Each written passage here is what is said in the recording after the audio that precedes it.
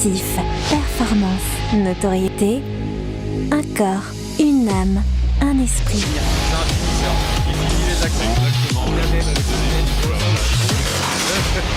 Décrassage. Bonjour à tous et bienvenue pour cette nouvelle émission de Décrassage. Alors aujourd'hui, de quoi on va parler? On va parler d'un sujet qui nous tient à cœur, c'est l'accompagnement du sportif pendant, après sa carrière. On va parler de la professionnalisation aussi, de statut, de protection, de toutes ces choses-là, avec un invité que je vais accueillir et que je vais vous présenter. Mais pour l'instant, j'aimerais vous poser la traditionnelle question d'introduction. Est-ce que vous avez un exemple, vous, dans votre entourage ou pas d'ailleurs, de sportif qui a raté, entre guillemets, sa reconversion et dont la situation vous a touché? Protin, on commence par toi. Alors, rater sa reconversion serait un peu dur à l'égard de cet athlète.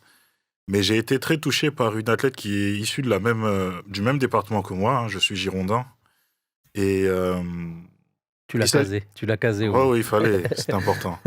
Et pour être un peu plus sérieux, Émilie Andéol, qui a été championne olympique de judo à Rio en 2016, et qui m'avait particulièrement ému, pas parce qu'elle était issue du même département, mais parce que j'avais pu voir son parcours pendant la journée, jusqu'à la médaille d'or, et qui s'est retrouvée dans une situation mais inextricable quelques années après. Et ça, c'est quelque chose que j'ai eu du mal à comprendre, vraiment. Joël, toi?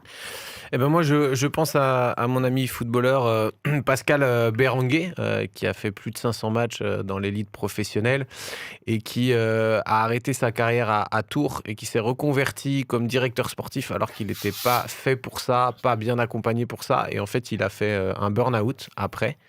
Et après, il s'est reconverti dans la banque et il s'est retrouvé avec les mêmes mécanismes où en fait, il était seul et pas accompagné, et bam, ça a été compliqué. Et là, il vient enfin de retrouver sa voie dans la banque, mais dans un service où il est accompagné et il peut développer ses compétences. Et c'est justement quelqu'un qu'on aura dans la saison 2, je Beau tease teasing, déjà, ouais, beau teasing. parce que ça sera un très très très bel invité, il pourra nous partager ça. Mais on voit que c'est quelqu'un il attend d'avoir presque 40 ans passés pour trouver sa voie dans sa reconversion, alors que ça fait déjà plusieurs années qu'il a arrêté sa carrière. Donc ça interpelle. Cette thématique, elle est vraiment très importante. C'est un enjeu pour aussi les sportifs qui sont au milieu de leur carrière ou au début de leur carrière, qui nous suivent assidûment sur les réseaux sociaux, de penser à l'après. Et c'est toujours un défi, et je pense qu'on va être encouragé parce que Philippe va nous partager, notre invité. Tu teases aussi l'invité. Ouais, je tease, parce que je le vois là. Effectivement, on avait fait aussi une émission sur la reconversion professionnelle côté sportif, puisqu'on avait interviewé Aurélien Collin qui est footballeur professionnel. Maintenant, on a l'envers du décor, en tout cas les coulisses, avec notre invité qui s'appelle Philippe Gonigam et qui est du coup un ancien athlète français spécialiste du 400 mètres haies. Dans la fin des années 80. Il a été aussi directeur de l'élite à la Fédération française d'athlétisme en 2005, dirigeant d'entreprise depuis 2010 et surtout, ce qui nous intéresse, président de l'Union des sportifs professionnels de haut niveau depuis 2015. Bonjour Philippe. Bonjour. Alors, première question, est-ce que ta carrière justement d'athlète et ton engagement ensuite dans la Fédé t'a fait prendre conscience d'un manque évident d'accompagnement des sportifs? Alors on va dire que quand j'étais athlète, je ne peux pas formuler cela comme ça, puisque donc j'ai eu un parcours, on va dire, honorable, et j'ai pas manqué de quoi que ce soit, mais c'est juste après qu'il y a un niveau de conscience qui est arrivé, notamment sur la forme de pratique et sur le cadre dans lequel on a pratiqué, puisque donc j'ai, dans une première expérience professionnelle, travaillé à la médecine du travail à la mine. Donc je suis de l'Est de la France, donc je suis pas girondin, je suis vraiment désolé. Mais en tous les cas, le sujet de la prévention des risques était quelque chose de très important dans cette profession, quand on connaît les risques que peuvent prendre les mineurs quand ils descendaient au fond de la mine.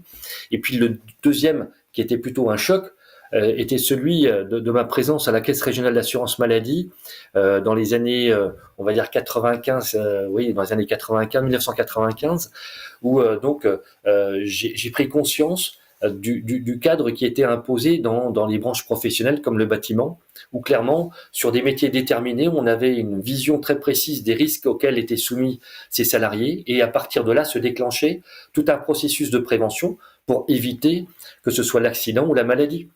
Et ça, clairement, ça a été un choc. Et donc, c'est bien lié au cadre dans lequel est menée la pratique. Et là, dans le sport de haut niveau, dans le sport amateur de façon très spécifique, il n'y avait rien. Voilà. Alors merci pour cette introduction. Avant d'en discuter un petit peu à bâton rompu, on va laisser Protin, au travers de sa chronique Wikipro, nous présenter le travail de cette union syndicale.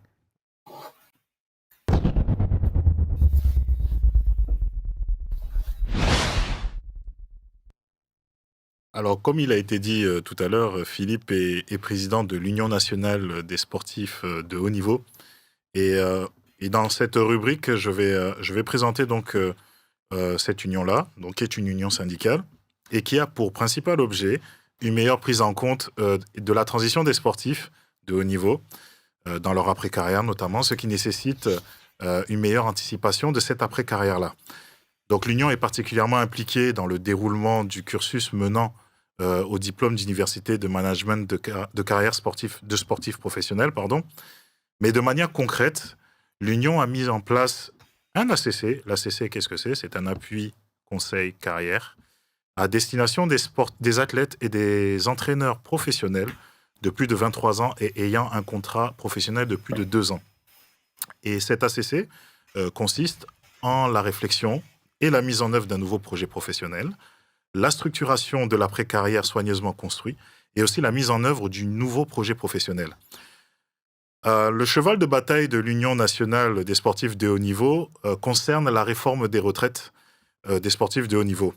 Il convient d'expliquer que la majorité des sportifs de haut niveau sont moins bien lotis qu'un travailleur lambda, on va dire. Et dans le but de sensibiliser les pouvoirs publics, l'Union a lancé un cri d'appel au début de l'année 2020 en 3 points. Le premier point concerne la mise en place de la rétroactivité du dispositif de validation des droits à la retraite pour les sportifs de haut niveau en remontant jusqu'en 1982. Le deuxième point concerne l'ouverture du dispositif de validation des droits à la retraite pour ces mêmes sportifs de haut niveau sur les listes ministérielles à 16 ans au lieu de 20 ans actuellement. Il y a également l'élargissement du dispositif dont on vient de parler sur les listes ministérielles, mais à 24 trimestres au lieu de 16 actuellement. Et enfin, le troisième point concerne la mise en place d'une incitation législative à la professionnalisation des sportifs de haut niveau grâce à la mutualisation de leurs ressources financières publiques, donc les subventions, les aides des collectivités territoriales par exemple, vers leurs clubs qui seraient en mesure de les employer pour leur activité principale et cela leur garantirait une couverture sociale plus complète. Et récemment, un amendement a été déposé à l'Assemblée nationale dans le sens de ce cheval de bataille qu'est la réforme des retraites des sportifs de haut niveau. Et dans cet amendement, il y a la proposition d'un passage de 16 à 32 trimestres. J'ai parlé de 24 trimestres, mais c'est de 16 à 32. Et aussi l'ouverture des droits à la retraite à partir de 18 ans par rapport à ces 32 trimestres. Donc ici, on a quelque chose de plutôt important. On espère que l'amendement sera voté. Donc, affaire à suivre pour savoir si la condition des sportifs de haut niveau demeure une priorité pour l'État français. Merci Protin pour cette rubrique objective, avec plein de textes de loi, d'amendements et tout. Mais on va avoir l'occasion d'en parler ensemble. Moi, il y a quelque chose qui m'a marqué sur le site internet du coup de cette Union nationale quand j'y suis allé. C'est des verbes forts. Il y a « nous écoutons les sportifs »,« nous protégeons les sportifs » et « nous formons les sportifs ». Qu'est-ce que tu mets derrière ces 3 verbes ? Alors, beaucoup de choses. En tous les cas, il est important qu'on prenne en considération leur activité et que derrière cette activité, il y a des hommes. Et donc, le parcours d'un sportif est un parcours d'excès. On est sur un objectif de grosse performance. Et donc, à partir de là, donc, il y a des zones de prise de risque. Et donc, il faut être en mesure de pouvoir les encadrer, ces risques, dans le sens où ce sont des représentants de la France sur les grands rendez-vous. Donc, la protection des sportifs, pour nous, c'est vraiment notre ADN. Et pour pouvoir les protéger, il faut pouvoir les représenter et les représenter aux bons endroits pour pouvoir intervenir et faire évoluer certaines choses. Donc, la protection, elle est liée effectivement à leur intégrité physique, mais également psychologique. Et dans ce contexte, on a engagé des travaux de recherche avec le laboratoire de l'INSEP, justement, pour travailler sur des dispositifs d'évaluation et de prévention des risques. Donc, on est vraiment sur une volonté de protéger. La protection, elle est également effective lorsqu'on parle du statut. Quand vous vous blessez dans le cadre de votre parcours professionnel, vous êtes en accident du travail. Eh bien, un sportif de haut niveau, il n'est pas du tout couvert. Et donc, il n'y a pas de maintien de salaire parce qu'il n'y a pas de salaire. Donc, s'il est blessé, c'est simplement tant pis pour lui. Et donc, ça n'apparaît pas comme un détail parce que la blessure fait partie du quotidien. Mais imaginons qu'une blessure soit quelque chose de décisif. Eh bien, dans le cadre professionnel, on peut être sur une maladie professionnelle. Pour un sportif de haut niveau, c'est simplement l'arrêt de son activité et c'est bien triste.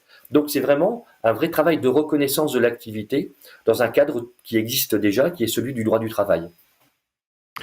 Et justement, quelles sont les grandes avancées auxquelles tu as contribué ces 10 dernières années ou pour lesquelles tu as vu un résultat très, très, très concret pour les sportifs de niveau, en termes de protection sociale notamment?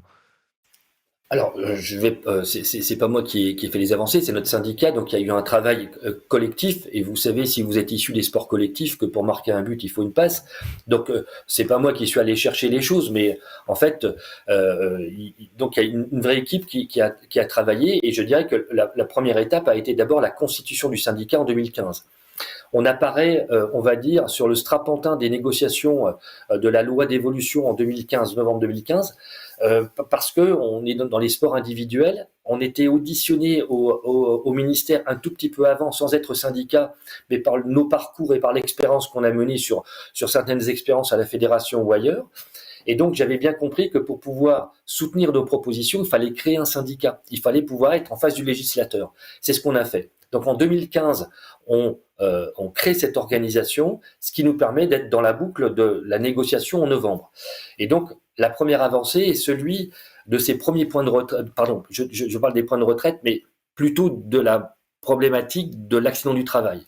Il y a un dispositif qui existe aujourd'hui pour un sportif qui, sans cotisation, sans être professionnel, s'il est sur la liste ministérielle, s'il se blesse, il y a une mesure qui permet de l'accompagner et de financer ses soins, ce qui paraît la moindre des choses. Oui, mais ça n'existait pas avant. La maladie professionnelle également. Donc les premières avancées commencent par ce type de dispositif, mais qui en fait ne sont que des dérogations.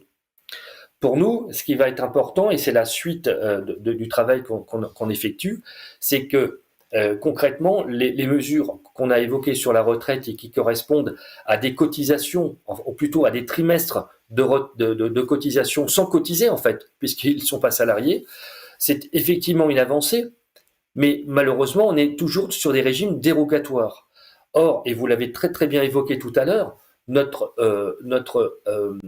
vraie proposition est celle de la professionnalisation des sports individuels. Ça veut dire en fait que le modèle économique qu'on propose, c'est pas aller chercher de l'argent quelque part, l'argent existe, sauf qu'il n'est pas orienté de la bonne manière. Nous, ce qu'on souhaite, c'est que le club reste le support, le lien avec le sportif, comme dans le cadre d'une licence, quand on est licencié d'un club, mais que la ressource financière générée par l'activité du sportif puisse être hébergée au sein du club pour être transformée en salaire.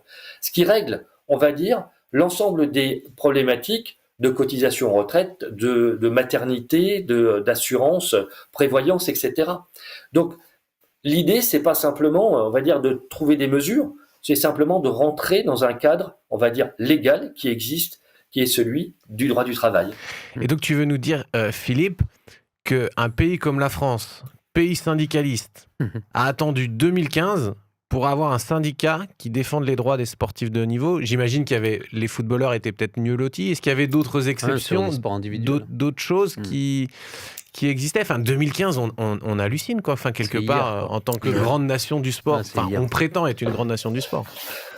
Alors, c'est vrai que ça peut paraître étonnant, mais il faut savoir donc effectivement que les sports collectifs se sont structurés plus rapidement. On va dire le football en premier lieu, mais c'est dans les années 57, il me C'est semble ça. de mémoire. Ouais. Mais vous avez ensuite, on va dire, toute une période où le football va être un peu un éclaireur, parce que vraiment les sports collectifs vont commencer à se structurer en syndicats dans les années 90, 2000. Je pense même que dans le handball, c'est aux alentours des années 2000. Donc, on a eu du mal à rentrer dans cette logique-là, et là je parle des sportifs, parce que concrètement, on n'avait pas idée que ça allait devenir un métier. Et la deuxième chose, c'est que dans les sports individuels, c'est un peu plus compliqué, parce que la logique collective, ben, elle est pas évidente. Et d'autre part, on est quand même dans des sports, à majorité des sports olympiques, où vous savez bien qu'il y a le poids de l'histoire et notamment, on va dire, toute la culture de l'amateurisme qui est rattachée à l'olympisme. Avant, gagner de l'argent en faisant du sport était quelque chose de très, très mal vu. Et je vais vous donner, enfin, c'est pas une anecdote, mais c'est clairement la pensée qui nous anime. Les mots ont un sens. Et quand on est dans les sports individuels, quand on est rattaché à son club, ça se matérialise par une licence. Vous êtes licencié dans un club. Et ensuite, la notion d'amateurisme, un amateur, derrière, quand on l'imagine, eh bien, c'est porté par des valeurs, les valeurs de l'amateurisme, de la gratuité de l'effort, etc. Et malheureusement, ou heureusement, cette professionnalisation nous amène à être complètement hors jeu. Parce que quand on est dans le monde professionnel et qu'on vous dit que vous êtes licencié, c'est plutôt une mauvaise nouvelle. Et si on vous dit que votre travail est un travail d'amateur, c'est pas forcément un compliment. Donc les choses ont changé. Et c'est pour ça que le cadre doit aujourd'hui changer. Alors on est toujours un peu sous la couverture d'une organisation du sport qui a été, enfin, on va dire, remaniée dans les années 60 après l'échec de l'équipe de France olympique aux Jeux olympiques de Rome. On voit maintenant une reformulation de cette organisation avec l'apparition de l'Agence nationale du sport. Mais on va dire que sur les territoires aujourd'hui, c'est pas encore arrivé. À Paris, on a mis en place des choses. On est en train d'installer les conférences régionales, etc. Mais sur le terrain, on est encore sur, on va dire, cette logique des années 60. Par rapport au sport individuel et ce lien avec le club, je ne sais pas si vous avez réussi à sonder les clubs dont vous voulez être partenaire éventuellement, mais est-ce que les clubs sont enclins à vouloir mettre en place ce que vous demandez dans l'amendement ? Alors les clubs ne sont pas directement touchés. Alors sur la partie professionnalisation, on est bien d'accord. Oui, c'est ça. Alors je voudrais faire le parallèle avec les sports collectifs. La structuration des sports collectifs repose sur les clubs. Ouais. Ça veut dire que toute la partie détection, formation des jeunes est portée par les centres de formation des clubs professionnels. Et là, on est sur une organisation dans toutes les disciplines des sports collectifs, handball, volleyball, football, etc., rugby, sur une logique d'une répartition globalement homogène sur les territoires. Sur les sports individuels, eh bien, on est globalement sur le club qui est également celui qui va détecter et former. Et le financement de cette activité est fait par les collectivités territoriales.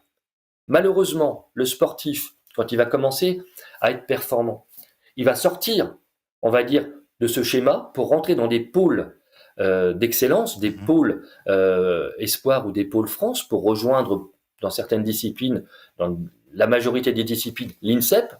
Et le club n'est plus en situation, enfin, je veux dire, en lien direct, il est quasiment dans une relation virtuelle avec le sportif qu'il a pourtant détecté et formé.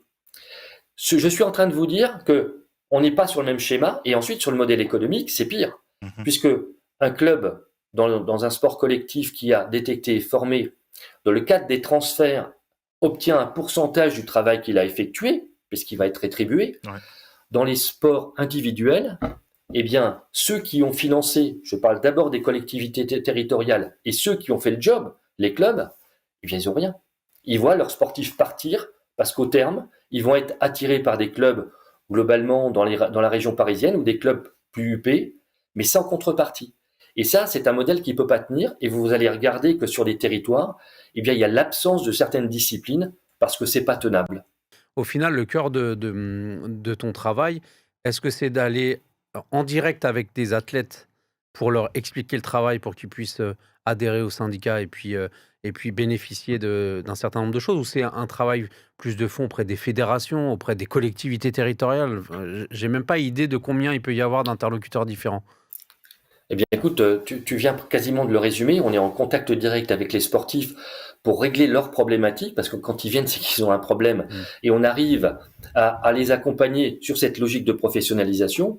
On fait notre travail auprès des institutions, donc le club évidemment, mais jusqu'aux fédérations, parce que concrètement, il y a un vrai souci de représentation et de gouvernance dans nos fédérations aujourd'hui.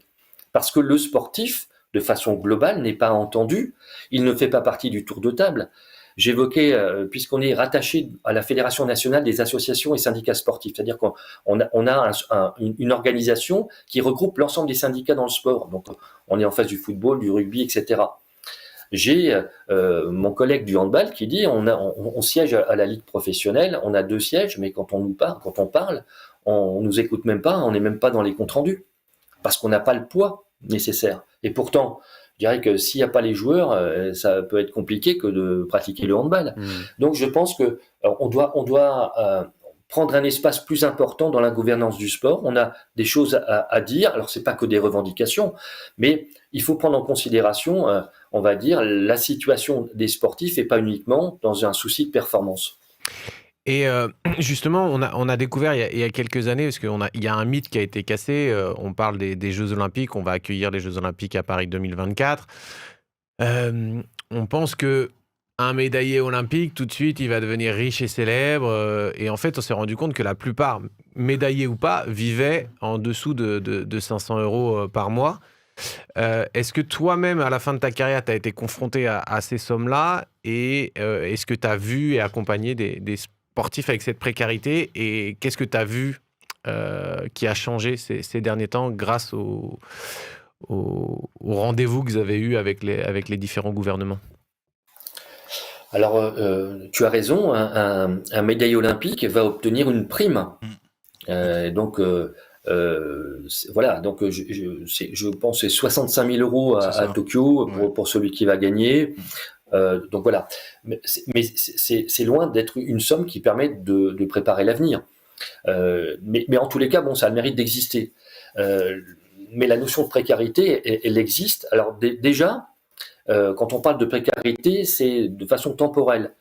Ça existe dans le sport professionnel. Vous savez qu'aujourd'hui, un contrat de professionnel, ce sont les contrats à durée déterminée spécifiques qui sont rattachés à cette branche professionnelle du sport, c'est 1 an. Donc on est quand même sur des séquences de vie professionnelle qui est remise en question chaque année. Et donc ça impose déjà, quand on parle de précarité, une bonne vision de la durée de l'activité qu'on est en train de mener et du risque qu'on prend quand on est engagé dans ce processus où on doit tout le temps démontrer qu'on est performant, etc. Et ensuite, c'est par rapport à la ressource. Il est vrai que quand on parle de précarité, on était sur une équipe de France olympique à Rio à 500 € par mois, enfin pour plus de la moitié, aux alentours de 500 € par mois, ce qui apparaît comme honteux, comme choquant. Complètement. Voilà. Et donc, concrètement, il y a eu des efforts qui ont été faits par l'Agence nationale du sport. Et ils ont mis en place des financements pour que, on va dire, que les potentiels médayables ne soient pas dans cette situation-là, dans la préparation des Jeux. Donc, ils ont une somme forfaitaire pour qu'ils aient globalement un peu plus de 2 000 € par mois pour pouvoir préparer les Jeux. Est-ce qu'avec ça, tu vois vous constatez sur le terrain une chute de gens qui veulent s'engager, des effectifs qui veulent s'engager dans le sport de haut niveau? Finalement, est-ce que ça fait moins rêver qu'il y a 10, 20 ans et qu'on gage des talents en France? Alors, quand on parle des sportifs de haut niveau, ils sont globalement 15 000 sur la liste de haut niveau, enfin sur l'ensemble des listes, puisqu'il y a des catégories de sportifs de haut niveau, élite, relève, reconversion, etc. Donc 15 000 sportifs. Vous en avez 3 500, 4 000 qui préparent les Jeux, qui sont en activité, en préparation intense pour les Jeux Olympiques de 2024. Vous allez avoir à peu près 400 qui vont être sélectionnés pour les Jeux Olympiques. et en espérant que ça se passe bien, il va y avoir une dizaine, une quinzaine de médailles d'or.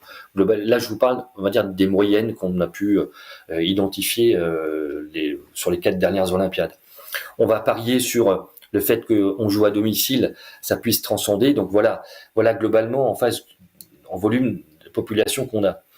Alors c'est vrai que quand on fait le point sur le plan économique, c'est relativement inquiétant parce que en dehors du niveau de ressources, et je vais revenir, c'est au niveau du statut, parce que globalement, même si on assure 400 qui sont bien suivis par l'Agence nationale du sport, vous avez 3500, 4000 qui préparent les Jeux, ils sont dans des situations complexes. Et sur cette masse-là, l'Agence nationale du sport a professionnalisé 45 sportifs à l'heure où on se parle. C'est pas beaucoup. Alors il y a des biais, des conventions avec des entreprises où le sportif est salarié d'une entreprise et détaché pour faire du sport. Pour moi, c'est de nouveau un module dérogatoire qui est gênant. Je vais vous donner l'exemple de Quentin Bigot, qui est lanceur en équipe de France d'athlétisme, de marteau. Ouais, qui s'est blessé et qui a été opéré du dos. Il est salarié dans une entreprise à temps plein puisqu'il est conducteur de train, mais sauf que la blessure, il l'a contractée dans le cadre d'un rendez-vous international. Donc, comment on s'est déclaré? Et si son problème de dos va le poursuivre dans 10-15 ans, est-ce que c'est à l'entreprise c'est l'entreprise qui doit être visée par la problématique, ou est-ce que c'est la fédération? Là, aujourd'hui, son contrat de travail, il l'a avec une entreprise et pas la fédération ni son club. Et ça, c'est pour moi gênant, c'est ambigu. Moi, je pense qu'on a besoin de transparence. On n'a pas besoin d'avoir des entreprises qui jouent le rôle de l'État. Il faut simplement qu'on arrive à structurer autour de l'activité, et on le sait, il y a des partenaires économiques qui sont des sponsors, vous avez également des collectivités qui sont vraiment engagées auprès des sportifs. Il faut arrêter de parler d'aide ou de subvention. On est dans une logique où on va aider le club à structurer son projet, et on va dire le côté vertueux, c'est que ça permet aux sportifs d'être dans une meilleure situation sociale, mais ça impose au club une organisation, une structuration. Rappelez-vous que la professionnalisation dans les sports collectifs nous a amené à avoir de beaux résultats. Le football a commencé à être au top mondial dans les années 80, 82, etc. Parce qu'il y a eu une structuration de la professionnalisation. Après, vous avez vu le handball, ce qu'ils ont fait. Je ne vais pas rappeler les nombres de titres olympiques, mais on a vu le volleyball devenir champion olympique. On a vu le basket être sur le podium aux Jeux olympiques. Donc la professionnalisation, c'est également l'accès à la performance. C'est pas uniquement le statut. Moi, j'ai un cas très concret qui m'a choqué il y a quelques semaines. Il s'agit de Michael Meba-Zézé, qui est, je crois, le 2e ou le 3e Français à être passé sous les 10 secondes au 100 mètres. Il a fait ça il y a quelques semaines. Et au détour de réseaux sociaux, j'ai vu qu'il avait fait un appel à l'aide auprès des particuliers comme nous tous, auprès de sponsors. Une cagnotte, comme une cagnotte. Ouais, j'ai été estomaqué de voir qu'un athlète qui progresse depuis plusieurs années maintenant, parce que je le suis un petit peu, j'ai été estomaqué de voir qu'il en est arrivé à devoir demander à sa communauté de participer, moyennant une certaine récompense, entre guillemets. Qu'est-ce que l'Union nationale des sportifs de haut niveau peut faire pour ce type de profil d'athlète? Ça, c'est vraiment quelque chose qui me turlupine, on dira. Alors, on n'a pas vocation à travailler dans l'accompagnement à la performance, mais par contre, à la structuration, à la protection de son organisation. Ça veut dire qu'aujourd'hui, je ne connais pas son statut, je ne sais pas si il est simplement rattaché à son club par cette licence, mais concrètement, il faut mettre en place un vrai travail de coordination et là on reprend des ressources qu'il a, et travailler ensuite sur on va dire, sur la recherche de partenariats, parce qu'aujourd'hui, c'est le sportif qui fait ce travail-là. Il doit y avoir une organisation qui doit lui permettre d'être accompagné pour pouvoir monter les bons dossiers auprès des bonnes collectivités, mettre en place un vrai travail de communication pour qu'il ait des partenaires privés pour l'accompagner. Mais l'appel à la générosité publique est quasiment un scandale parce que ce garçon prépare les Jeux. Oui. Exactement. Donc, il faut qu'il y ait un accompagnement pour cette professionnalisation. Mais en fait, il y a également une fédération. S'il fait partie de l'équipe de France et qu'il est notamment dans la préparation des relais, il doit y avoir une organisation qui doit lui permettre de vivre décemment, tout simplement. Et je pense que la volonté, c'est pas de gagner de l'argent, c'est simplement de pouvoir vivre normalement. C'est ça.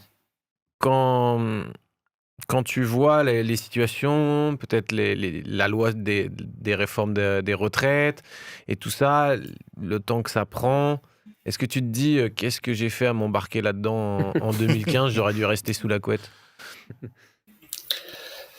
Alors peut-être que j'avais une couette qui était trop petite, peut-être, je sais pas. Mais souvent je me pose la question. Pourquoi on va au combat comme ça. Mais concrètement, on est quand même assez fiers des avancées. Et je dirais que c'est vrai que ça avance doucement. Mais quand on se retourne, on voit qu'on est à l'origine de la création de la Ligue professionnelle d'athlétisme. Vous avez 80 sportifs, 80 athlètes à la Fédération française d'athlétisme qui sont aujourd'hui professionnels. Il y a des dispositifs sur un département comme la Moselle qui a pu professionnaliser plusieurs dizaines de sportifs. Vous avez des avancées en matière d'accidents du travail, en matière de retraite, ça commence à avancer. Eh bien, on est content de ce qu'on fait, mais je crois, et peut-être qu'on l'a dit avant qu'on enregistre, mais je crois qu'il y a un phénomène qui, malgré tout, sont les Jeux Olympiques de 2024. Ça contribue, en tous les cas, c'est un accélérateur de certaines dispositions. Parce que concrètement, on a peut-être pas fait le focus immédiatement, mais là on voit qu'il y a une vraie accélération et que la prise en compte, et je l'ai ressenti notamment sur cette réforme des retraites, où il y a eu une écoute attentive. Assez rapidement, on était à Matignon, assez rapidement, on était en face du ministère avec des gens bienveillants et à l'écoute, avec la compréhension de la problématique, et puis l'amendement que vous évoquiez tout à l'heure, qui était porté par la majorité, également porté par le gouvernement. Donc, on est assez optimiste sur la suite des événements. Alors donc, voilà, on se raccroche à ça, mais ensuite, on sait que notre combat est légitime. Il est légitime, donc on est face, et on le ressent parfois comme une injustice, et à partir de là, ça génère de l'énergie, on a envie d'avancer. Et je vous assure qu'on est en face de gens qui sont en situation de souffrance.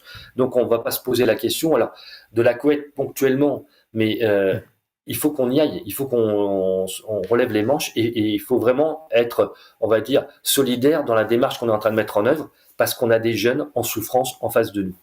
Justement, j'ai vu aussi que on a beaucoup parlé d'administratif, de protection sociale, de retraite, mais il y a aussi des termes comme santé mentale qui apparaissent sur le site. Est-ce que ça veut dire que toi aussi, dans l'accompagnement que tu mets en place, on n'est pas simplement sur de la professionnalisation, il y a aussi de la formation universitaire, mais il y a aussi un accompagnement qui est plus global. Est-ce que c'est ton souhait aussi à travers cette union syndicale? Oui, absolument. Parce que on va dire que les meilleurs, globalement, vont s'y retrouver. Mais vous avez vu qu'en volume, on est quand même sur une fine couche. Et vous avez un volume important de gens qui vont se retrouver dans des situations difficiles. Et donc, notre volonté, c'est de prendre la personne, je dirais, en entier. Et pas uniquement, je dirais, par rapport à la performance ou par rapport à... Voilà, c'est une personne à part entière. Et quand on parle de mental, enfin, je veux dire, c'est une notion d'équilibre global. On parlait de santé mentale. Quand vous êtes embarqué dans la préparation des Jeux, vous avez l'impression que décrocher la médaille d'or, ça va être le Graal, et puis quelque part, vous avez réussi votre vie. Et je pense toujours à mon ami Pierre Quinon, qui a été champion olympique en 1984, et qui va se retrouver donc à être blessé en 1985, 86, etc., et qui revient plus ou moins en 1988 dans le cadre de la préparation des Jeux de Séoul, et finalement, il ne sera pas sélectionné, il ne pourra pas défendre son titre. C'est un garçon qui va se suicider quelques années plus tard et qui, en fait, va pas se remettre de ce qu'il a fait parce qu'il va obtenir son titre, je crois, à 23 ans. Et il m'a confié que c'était difficile de vivre avec des souvenirs quand on a 23 ans. Comme si le temps s'était arrêté. Donc, on va dire qu'un titre olympique, c'est pas tout. En tous les cas, une victoire ou des victoires ou une Coupe du Monde, eh bien, c'est une chose. Mais il y a une vie derrière et il y a des hommes derrière. Et la prise en compte de ces hommes-là, eh bien, écoute, pour moi, elle est essentielle. Et je dirais que malheureusement, alors dans les sports collectifs, on le ressent beaucoup, puisque les sportifs ont quasiment plus de nom. Quand ils sont sur le banc, on lui dit le 8, faut qu'il sorte, et le 10, il rentre. Et donc, on est sur des numéros, et on a des remplaçants. Et on est des statistiques, les sportifs sont devenus des statistiques. Ça veut dire clairement que la première bataille, c'est d'être sur la feuille de match. La deuxième bataille, c'est d'avoir des temps de jeu, etc., de marquer des buts, de faire des bonnes passes, etc. Et donc, on est des statistiques, et la valeur économique, elle repose sur ces statistiques. Et si vous n'êtes pas dans ce moule-là, eh bien, vous êtes mis hors jeu. Et donc, cette pression-là, elle n'est pas que ponctuelle, elle est toutes les semaines. C'est toutes les semaines que c'est remis en question. Et donc, mentalement, c'est compliqué. Et donc, si mentalement, vous commencez à être pas bien, la première chose que vous faites, c'est ne surtout pas aller chez le médecin du club, dans le sens où si le médecin du club vous voit dans des situations difficiles, vous n'êtes plus sur la feuille de match. Donc, vous allez perdre sur le plan économique, etc. Et donc, il y a des choses qui vont s'enchaîner et on se retrouve face à des situations difficiles. Donc, la prise en compte globale du sportif me paraît essentielle. Et quand on parle de mental, de santé mentale, c'est pas uniquement pour fabriquer de la performance, parce que on parle de prépa mentale, préparation mentale. Je pense qu'il y a une notion d'abord d'équilibre de la personne et qu'il est nécessaire de situer ce que c'est en réalité le sport, la performance dans une vie globale. Merci beaucoup de mettre de l'humain dans tout ça. Ça correspond aussi à ce qu'on veut défendre. Donc on est touché aussi que tu puisses l'exprimer de cette manière-là. C'est le message qu'on veut aussi transmettre aux sportifs qui nous écoutent. On mettra aussi toutes les informations sur l'Union nationale des sportifs de haut niveau, le site, le blog. Vous découvrirez tout ça dans le descriptif. Mais pour conclure, je veux laisser la parole à Joël pour le traditionnel speed dating. À toi, Joël.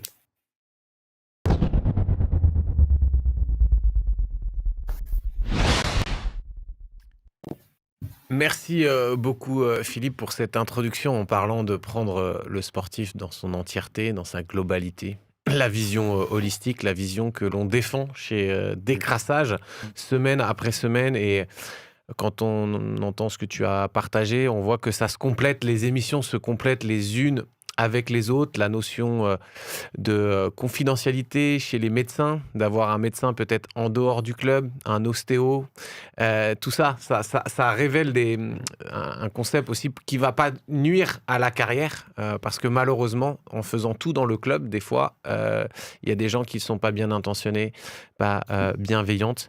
Et moi, ce que je voudrais mettre en avant dans ce speed dating, c'est la bienveillance du syndicat, de l'union et de ce travail que tu représentes. Tu l'as dit, tu n'es pas seul, tu es une équipe. Mais quand je vois tout ce travail qui a été fait depuis 2015 et même certainement avant dans les réflexions, je ne peux m'empêcher de citer cette parole du Christ qui dit « Car j'ai eu faim et vous m'avez donné à manger. J'ai eu soif et vous m'avez donné à boire. J'étais un étranger et vous m'avez accueilli chez vous. J'étais nu et vous m'avez donné des vêtements. J'étais malade et vous m'avez soigné. J'étais en prison et vous êtes venus à moi. » Malheureusement, les sportifs sont des fois dans une prison mentale. Ils sont des fois des étrangers, puisqu'ils n'avaient pas de syndicat jusqu'en 2015 pour certains sports. Ils étaient étrangers à tous ces avantages, toutes ces protections sociales.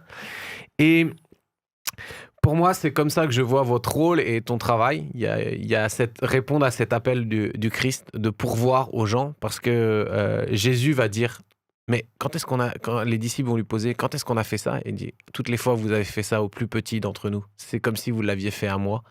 Et je pense que c'est quelque chose qui est beau de voir cette bienveillance, et je veux vous souhaiter et te souhaiter plein de force, plein de courage avec tout ce qui arrive. Et encourager ces initiatives, parce que vous prenez soin des plus petits, des plus faibles. Et c'est vraiment cette dynamique que vous avez et qu'on partage ici dans l'émission Décrassage, qui est accompagner, protéger et former, qui rejoint la vision de notre association Holistic Sport, qui est accompagner, soutenir et encourager. Et je crois qu'on a beaucoup de choses en commun. Merci à vous, merci Philippe. Merci Philippe de nous avoir instruit, de nous avoir partagé un petit peu tout ton travail et la qualité de ton travail. On a presque envie de prendre notre carte de membre, hein, même si... Il faut être sportif de niveau c'est pour ça. ça Pierre. le problème, c'est le seul problème. Je suis presque motivé à être sportif de haut niveau pour avoir... non, merci beaucoup. Et puis, comme d'habitude, n'hésitez pas, si vous avez des sportifs de haut niveau dans votre entourage, sportifs individuels qui galèrent dans des disciplines confidentielles où c'est dur pour eux, alors qu'ils sont au top mondial ou au top national.